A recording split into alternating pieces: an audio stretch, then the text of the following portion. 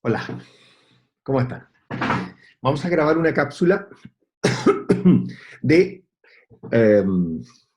la mirada estructural de la articulación temporomandibular, en este ánimo de abarcar lo que más podamos de complementos hacia lo que hacemos en el webinar.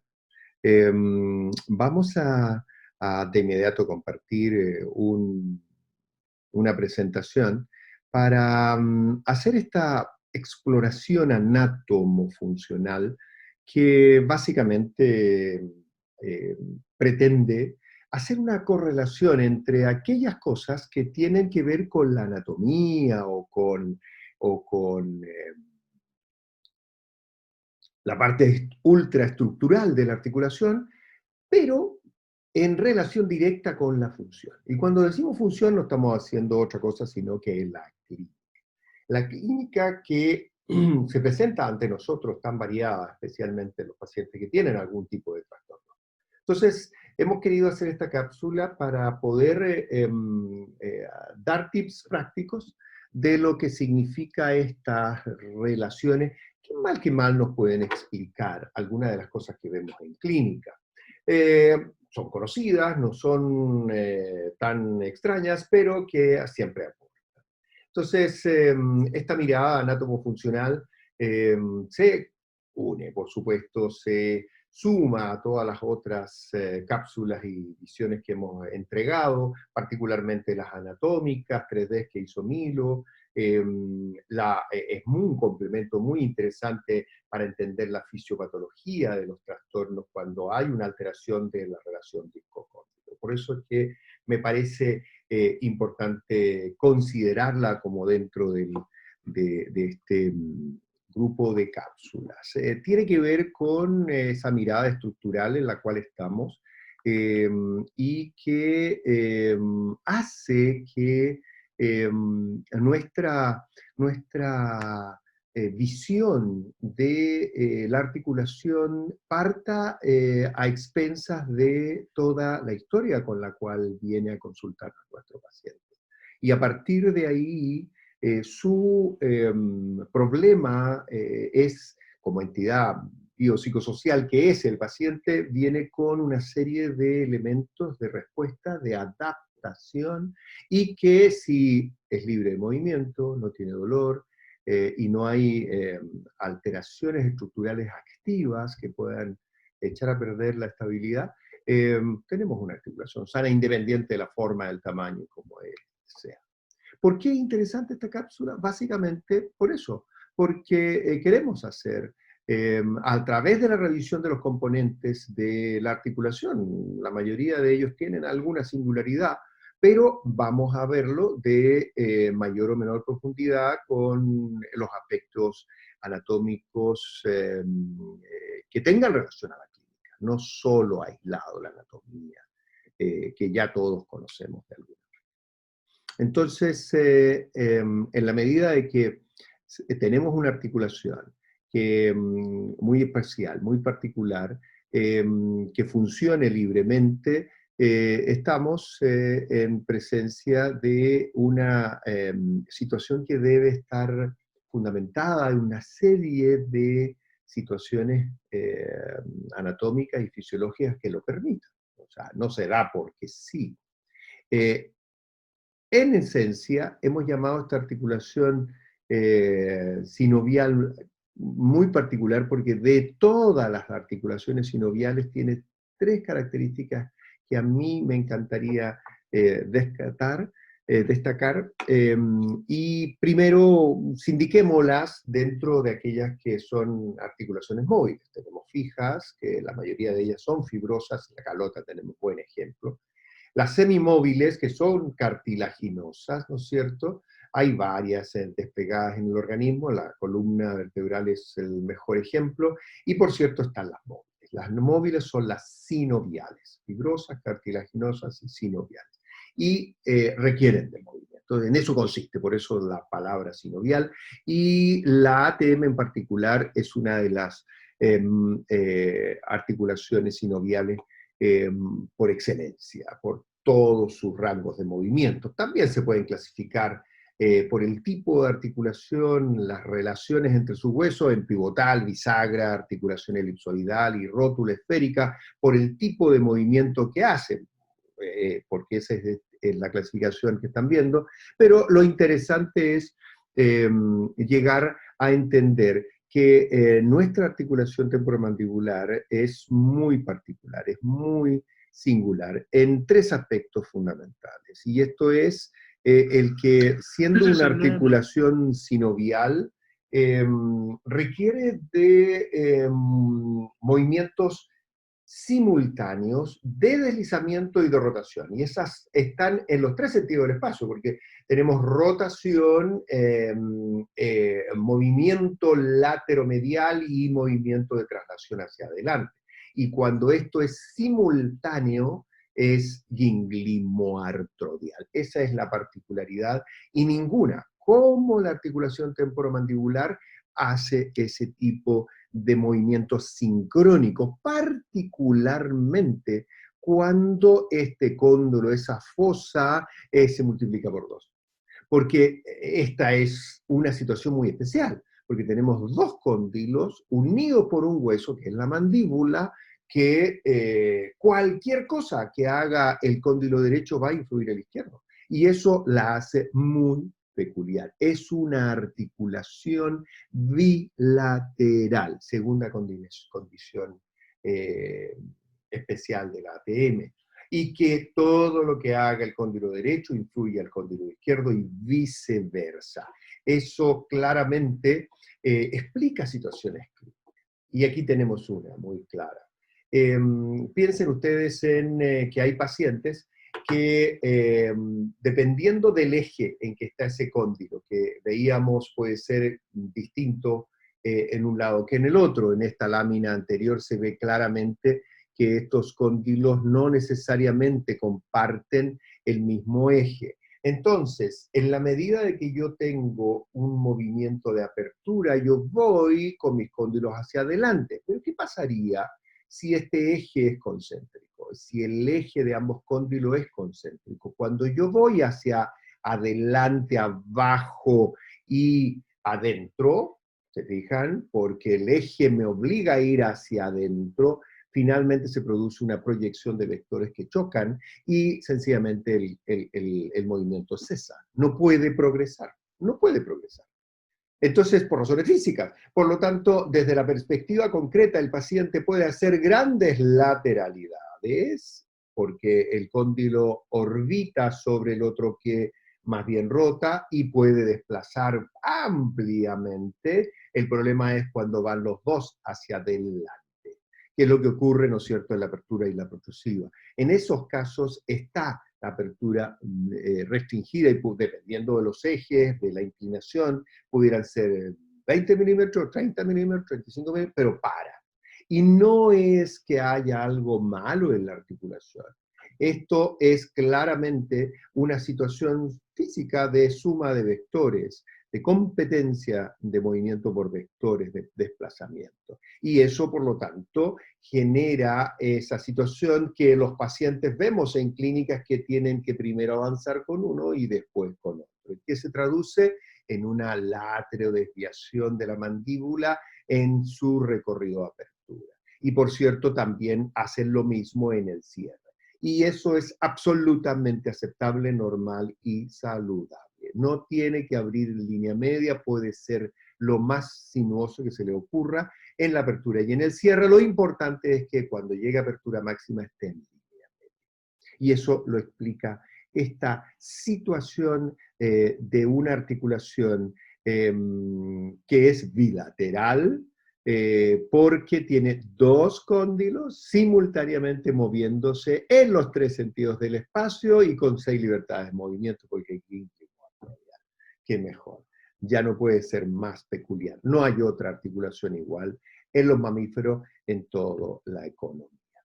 Y la otra condición, la última que les quiero relatar y destacar, es que es la única articulación que tiene diente y no tiene que ver esto de la habitual controversia de si tienen los dientes que ver con la articulación o no.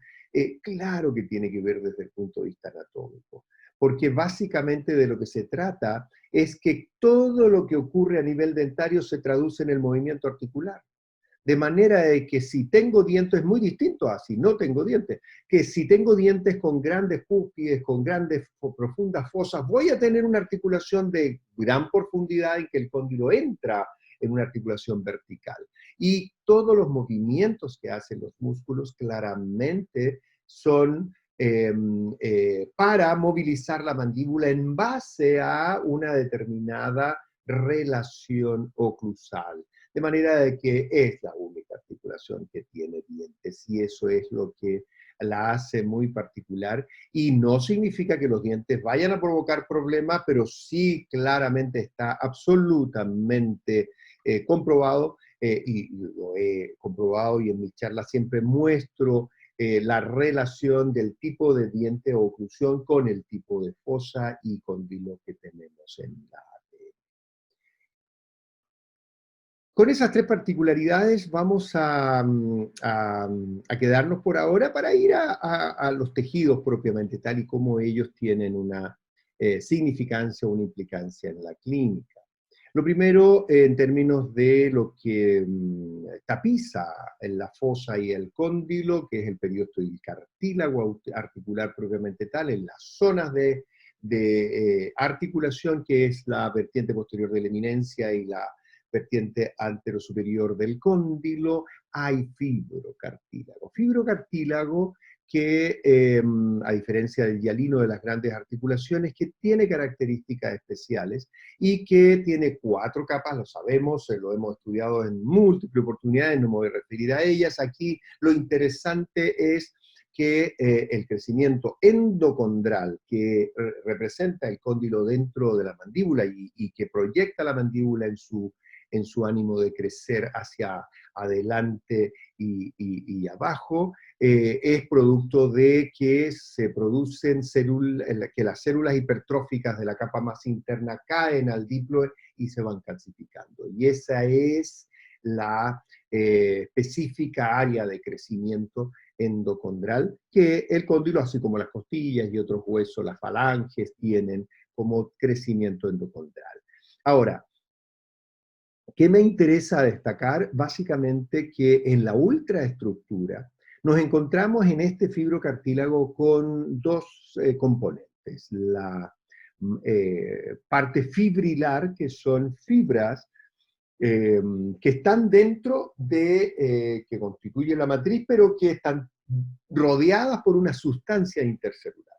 Esta sustancia intercelular es la que le genera a estas fibras una condición que le da mecánicamente ciertas condiciones. Porque en esta sustancia intercelular hay ácido hialurónico, hay glucosaminoglicanos, hay proteoglicanos, que son muy importantes a la hora de unirse al agua. Y ahí es donde está la diferencia, y ahí es donde es interesante, porque la matriz en sí, lo que es la parte fibrilar, no tiene capacidad de cargas compresivas. La fibra se rompe, no resiste. Aquí básicamente es fibra colágeno, y que tiene gran resistencia a la tracción, pero no tiene resistencia a la compresión. Ahora, ¿qué le da la resistencia a la compresión que es necesario dentro de cualquier articulación? Es la sustancia intercelular que a través de los proteoglicanos y especialmente, digamos, se unen al agua, de manera de que ahí sí se genera una gran resistencia a las fuerzas compresivas. Así es como se ve en un microscopio electrónico la superficie del cartílago articular. Ahora, esto tiene relación a uno de los mecanismos de daño articular. Hay varios, hay 4 o 5 descritos, hipoxia reperfusión. Este es uno de los que Doris Nitzan ha profundizado porque descubrieron que todos los cartílagos, en la parte más superficial, tenían una capa una capa de protección, que era como un muro de protección, básicamente compuesto de fosfolípidos. Entonces, el, el problema está cuando se forman estas uniones con los OH de los radicales libres y que quitan entonces el oxígeno de la superficie y eso genera una lisis producto de las fosfolipasas. Entonces, cuando tenemos daño celular, cuando hay radicales libres y hay liberación de estas enzimas proteolíticas como la fosfolipasa, lo que vamos a tener una ruptura de esta pared de fosfolípidos y por lo tanto la entrada, el ingreso de estos elementos de degradación de la inflamación, como los tromboxanos, las prostaglandinas, los leucotrienos, que en el fondo van a generar edema capilar, van a aumentar la permeabilidad de los vasos, van a generar inflamación y con eso el daño consecutivo. Y por eso que es importante que esa articulación esté con el líquido interno con características bioquímicas aceptables. Esto explica que de repente hacemos tratamientos ortopédicos que funcionan fantástico, que son capaces de quitar los impedimentos mecánicos, que quitan el dolor y funcionan en forma maravillosa. Sin embargo, hay algunos pacientes que afortunadamente en mi experiencia son los menos, pero que persisten con su dolor. Y persisten con su dolor porque su dolor no tiene que ver con los dientes. Recuerden que no todos los TTM tienen que ver con los dientes y la oclusión, las malas oclusiones. Es un factor mecánico que hay que tomar en cuenta, pero es uno de múltiples y otras alteraciones pueden provocar TTM. Y ocurre que cuando ya hay una inflamación intraarticular por este mecanismo que les estoy explicando, se produce, ¿no es cierto?, un daño articular que produce inflamación y produce dolor. Y hagamos lo que hagamos a nivel dentario, eso va a seguir. Aquí es donde tiene un rol el intentar cambiar el líquido interno, que cambiar la bioquímica de ese líquido intraarticular, para eliminar esos radicales libres, para eliminar los cuerpos libres que se producen de la efacelación del cartílago, para generar una ruptura de este círculo vicioso que se produce y mantiene el dolor en esos pacientes. Si ustedes hacen todas las terapias kinésicas, ortopédicas, y sigue el dolor, persiste el dolor, en ese caso, como tenemos que eliminar el dolor dentro del protocolo de estudio para poder estudiar una articulación, no tiene que tener dolor, ahí entramos a pensar en cambio interno. Y eso se hace con artroscopía.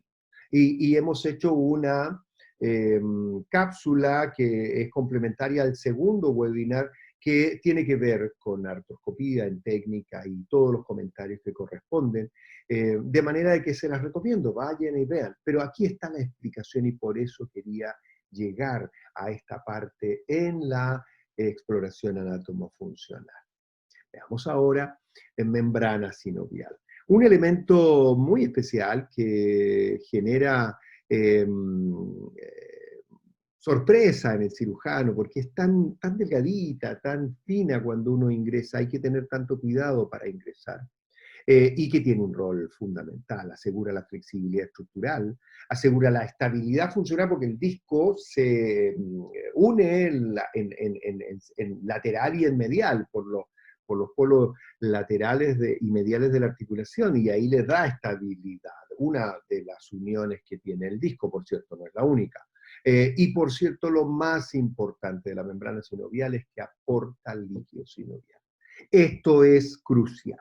Y lo más importante es entender que si yo no tengo líquido sinovial, si las características de mi líquido sinovial empiezan a sufrir y empieza a disminuir la viscosidad y sus características mecánicas propiamente tal, voy a estar en problema, en una articulación que no va a funcionar bien. La membrana sinovial es muy sinuosa, como interdigitaciones de la mucosa que rodea estas cámaras superior e inferior, anterior y posteriores, son las sinovias y donde está desplegado de esa manera, igual que en el abdomen, la mucosa se hace muchísimo más prolífera de células en la medida que hace esas sinuosidades. Y ¿qué ocurre? Es básicamente síntesis de líquido sinovial. Aquí tenemos, en las grandes articulaciones se ha podido estudiar dos tipos de sinovitos, uno que se encarga de producir macrófagos y que en el fondo produce la degradación de los elementos ¿cómo se llama? Son macrófagos y producen fagocitosis, degradación y remoción de partículas, esas partículas libres que producen algunos ruidos y que no tienen que ver con la relación dico-cóndilo, y que básicamente es posible de eliminar en la medida que hay estos macrófagos sintetizados a través de, el líquido sinovial, pero específicamente los sinovitos tipo 1 se supone. Esto se ha estudiado en las grandes articulaciones. Difusión de sustancias es otra de las características del líquido sinovial. Ahí es donde hablamos del tipo de sinovitis, perdón, de sinoviocito, que el segundo es el que está encargado de producir este ácido hialurónico que en el fondo se une a este dializado de plasma, que es el líquido sinovial, para generar entonces un líquido sinovial de características adecuadas, con ácido hialurónico y algunas proteínas como lubicina y albúmina, que le dan, junto con el ácido hialurónico, especialmente la viscosidad a este plasma y forman el líquido sinovial. Eso es muy importante por la lubricación, porque la lubricación es la que permite la salud articular. Sin líquido sinovial, sin lubricación, no hay una articulación sana. Va a ser rápidamente sintomática y va a ir camino a la degeneración, a la enfermedad degenerativa. Básicamente, ¿por qué? Porque a través del líquido sinovial se van los transportes nutritivos y existe un concepto de protección hidráulica. Ya vamos a entrar en eso, que actúa este líquido, esta lubricación articular como una bomba hidráulica cerrada con presión incluso negativa que impide el contacto de las superficies. Por lo tanto, los cóndilos no están en contacto con las eminencias ni con el disco, están todos separados en la medida que tengamos lubricación adecuada. Entonces, esta lubricación juega un papel fundamental en la salud del cartílago porque impide la fricción. Hay una muy baja fricción. ¿Por qué? Porque no hay roce, porque no hay contacto. Y eso es sumamente importante de entender. Aquí, si nosotros alteramos la composición del líquido sinovial, y sea porque disminuye su densidad, o sea que se altera las proteínas, la lubricina, lo que va a pasar es que vamos a tener un problema articular en la función, se va a disminuir la función. ¿Y qué ocurre cuando disminuye la función? Disminuye el movimiento.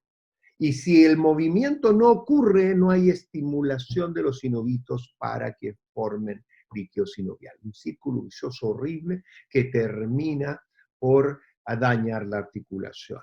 Si no se mueve una articulación, si no hay movimiento, no va a haber lubricación, no va a tener la función de humedecer, no va a disminuir el roce cinético, que es muy importante, no va a haber aporte nutricional. El concepto de bomba hidráulica es rellenar todos los espacios para que se genere esa presión en vacío, casi negativa, inhibe la penetración enzimática, impide la salida de proteoglicano, va a disminuir la angiogénesis. O sea, todas estas funciones del líquido dejan de ocurrir si ustedes hacen fijación intermaxilar en una mandíbula, en un maxilar, y no permiten que se mueva. Cualquiera sea la razón, una fractura intracapsular, una cirugía que hicieron y que hay técnicas y cirujanos que todavía amarran la articulación. Por favor, no lo hagan.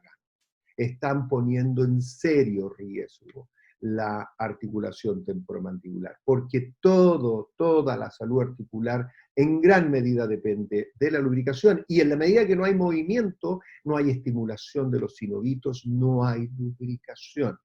Entonces, esta lubricación particularmente hidrodinámica es la que permite que siempre existe una película de fluido y que directamente permite deslizar las cargas, evita el roce, evita la contigüidad de los tejidos que no tienen capacidad de aceptar roce, y por lo tanto, este tipo de lubricación es una de las mejores defensas del sistema. Y esta bomba hidráulica que se produce con una presión negativa o cercana a cero, impide entonces que haya contacto. Ahí están los coeficientes de roce, que como les digo, miren el último, lejos, 100 veces más lejos que cualquiera de los otros. Esto me recuerda hablarles que esta lubricación y este líquido sinovial tiene una hidrodinamia, una artrodinamia que es muy importante para que se produzcan los mecanismos de daño y reparación.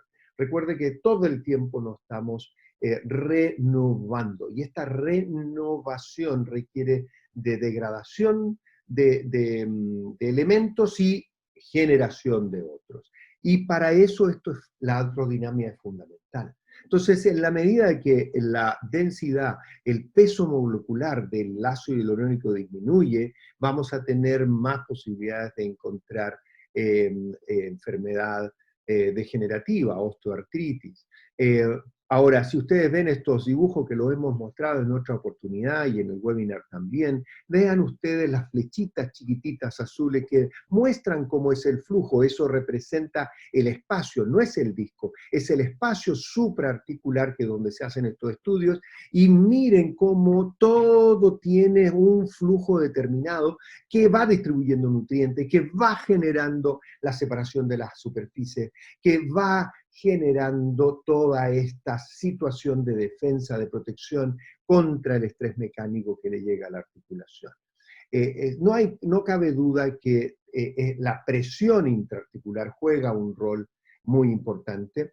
La presión, como les decía, en una articulación normal es cercana a cero, en las grandes articulaciones negativa, de -9, menos más. En la ATM, la Dorrit Nielsen ha estudiado que sobre 40 milímetros de mercurio ya va a exceder la presión capilar y de perfusión tisular. Por lo tanto, ya hay indicio o posibilidad de daño. Y tenemos la situación que en bruxismo podemos llegar a ciento y tantos milímetros de mercurio, o sea, lejos por sobre esos 40 que nos dice los estudios de la Dorrit Nielsen. Por lo tanto, por favor, en la conclusión número 1, en todo lo que se refiere a la hidrodinamia, al líquido sinovial y a las características de este fluido importante dentro de la articulación, es que debe existir y debe ser de las características correctas, y eso lo provee fundamentalmente el movimiento. Movimiento. La articulación es una articulación sinovial, se debe mover. Se debe mover, debe haber artrodinamia. No bloqueen la articulación temporomandibular. Hagan lo que tengan que hacer para sortear ese hecho. La articulación debe moverse permanentemente. Vamos al disco, otro elemento interesante y que todos conocemos, que es muy peculiar, porque miren, hacia arriba donde está la pinza es el haz superior del músculo pterigoideo, en el medio está el disco blanco anacarado, y al fondo abajo es el tejido retrodiscal. Quiero que vean la figura que está debajo del recuadro donde yo estoy, donde se ven algunos vasitos sanguíneos. Eso, donde hay vasos sanguíneos, créanme, no es disco. ¿Por qué? Porque el disco es avascular y aneural. Por eso es que no duele y no se inflama. El disco no duele. Cuando está en posición no hay dolor. El dolor nace en la medida de que el disco se desplaza y queda interpuesto entre medio esa banda posterior que es ricamente irrigada e inervada. Entonces se inflama y produce retrodicitis, produce dolor, produce inflamación, ahí es donde se producen las perforaciones cuando estas ocurren en enfermedades degenerativas más avanzadas. Entonces, el disco en sí mismo ayuda a estabilizar, a amortiguar y a dar libertad de movimiento porque hace congruente una fosa y un cóndilo, que no son congruentes cuando van desplazándose. ¿Qué es lo que hace esa libertad que tiene esta articulación? Es que tiene un disco interpuesto que acompaña a los movimientos. Ahora bien, puede que no sea el disco el que esté interpuesto, algún tejido que hace la función del disco lo reemplaza, porque así como lo ven, el disco así de fino, así de transparente en la zona intermedia, no se perfora ahí nunca, como les decía, porque en verdad lo que ocurre es que el disco no está en roce, no debiera estar ahí. Y las uniones a los polos laterales y mediales, así como su inserción anterior, que es el haz superior del pterigoídeo, y su inserción posterior, que es el ligamento cóndilo-disco, que vamos a ver en un ratito, que es muy importante, en la medida de que todas esas relaciones estén bien, el disco va a estar donde corresponde.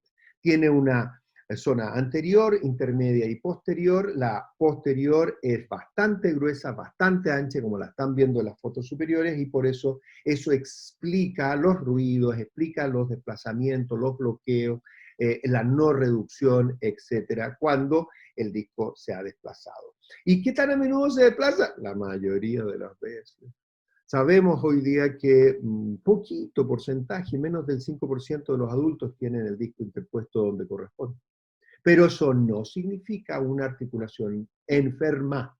Es una articulación que si se adapta con el disco donde sea que esté y genera un tejido fibroso que se parece y le llamamos pseudodisco y no impide movimiento y no tiene dolor, es una articulación perfectamente saludable.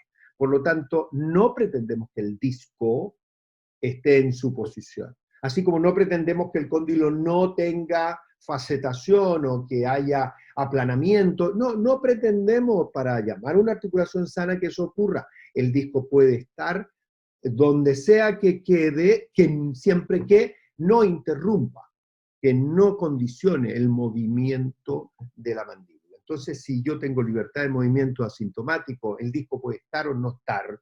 Si yo tengo un pseudodisco, me funciona igual. Yo puedo tener la forma que sea y si tengo libertad de movimiento y no tengo dolor, yo tengo una articulación sana y claramente saludable.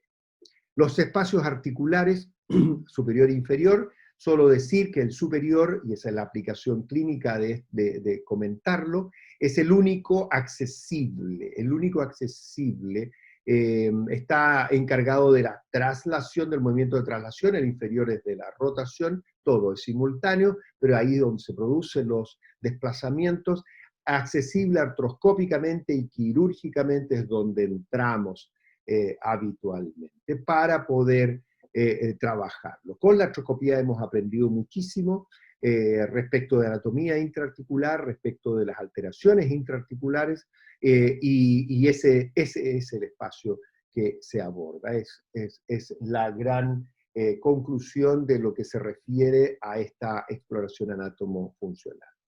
Ligamentos, donde sea que hay ligamentos, hay una función concreta de ellos, es frenar el movimiento, detener la traslación condilar. Y, por cierto, que cuando están laxos o no están funcionando adecuadamente, ahí es donde el cóndilo se va a ir por mucho más allá de sus límites funcionales. Y por eso es que la lasitud ligamentaria predispone a las alteraciones discocondilares, entre otras, predispone a alteración articular. varios, ustedes los tienen todos ahí en fotos, el auriculotemporal, el lateral o Tanaka, el biespinal, el interno. Aquí yo quiero destacar básicamente este, que es un ligamento intraarticular y que es muy importante porque se le ha indicado como el causante de los desplazamientos discales. Es un ligamento que va desde el cóndilo a la parte posterior, a la banda posterior del disco, y que cuando ese no funciona bien, el disco se desplaza y se arranca. Recuerden, hay dos ligamentos, uno que va a la fosita gaseriana en el cráneo y otro que va hacia el disco. Entonces, cuando el inferior se deja de trabajar adecuadamente, el disco se puede desplazar fácilmente. Y la otra situación, ahí está una referencia que habla muy bien de eso, y la otra cosa, y por eso que lo pongo, no por ser un músculo, no vamos a hablar de músculo, el pterigodio lateral, especialmente la superior que se inserta en la parte anterior del disco, sería el otro elemento. Mientras él se contrae y lleva el cóndilo hacia adelante, este ligamento que está laxo deja que eso ocurra, y ahí tenemos el desplazamiento discocondilar o las alteraciones del complejo discocondilar. Esa es una explicación interesante desde el punto de vista anatomo-funcional, por eso se las comento. Un par de palabras de la irrigación, solo para establecer lo que a mí me parece un error. Hay quienes han dicho que la reabsorción condilar progresiva tiene que ver con necrosis avascular. Y no, no tiene que ver con necrosis avascular, en mi opinión, porque ya no puede haber un área anatómica más irrigada, más ricamente irrigada, que esta articulación. Dudo que las otras articulaciones estén tan irrigadas como esta. Es sencillamente inviable que que sea avascular la necrosis. Pienso que no es posible asimilarlo a la enfermedad de Perthes que se da en el fémur, donde sí está descrita y se ha podido estudiar. Pienso que la reabsorción condilar progresiva es básicamente una respuesta esperable del hueso que no tiene cómo defenderse y que además está condicionado por razones hormonales y bioquímicas y menor capacidad de adaptabilidad desde el punto de vista genético de estas niñas, que además tienen todo un componente biomecánico. Entonces se junta todo para que la respuesta sea de una enfermedad degenerativa, reabsorción progresiva. Pero yo dificulto mucho en mi mi línea de pensamiento que sea una necrosis vascular. Y por último, el nervio facial, solo dos situaciones desde el aspecto clínico. Conocer el aurículo temporal, porque es un área que de repente vamos a acceder quirúrgicamente, o hoy día ni siquiera quirúrgicamente. Algunos especialistas o quienes tratan la articulación inyectan cosas, inyectan ácido hialurónico, lamentablemente siguen inyectando corticoides, cosa que ojalá esté proscrito para siempre. Desde la perspectiva del acceso a la articulación hay que saber dónde va y cómo anestesiarlo. Y por cierto, el gran nervio de la articulación para los cirujanos particularmente es el nervio facial, que claramente tenemos que conocerlo muy bien. Los cirujanos nos preocupamos de él desde su salida del agujero de la base del agujero oval de la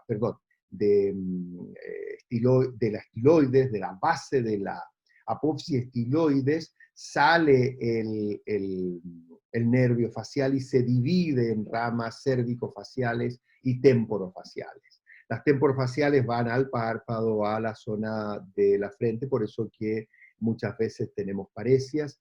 Y las cérvico-faciales, el más importante de todos ellos, es una ramita que va a aparecer ahí, que básicamente es la que va a la inervación al labio inferior, y que también a los cirujanos nos provoca algunos problemas. Y por eso que vale la pena mencionarlo en esta revisión anatómica.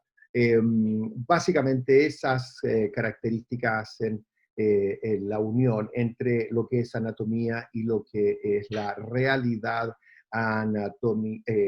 funcional o en la clínica. Como les digo, desde la perspectiva de esta cápsula, la idea es generar esta relación para que ustedes tengan a lo mejor una explicación a algunas cosas que han visto en clínica y que no tenían muy claro por dónde va. Esto pretende ayudarlos en ese sentido. Como siempre, gracias por el interés, cuídense mucho y nos vemos en la próxima cápsula.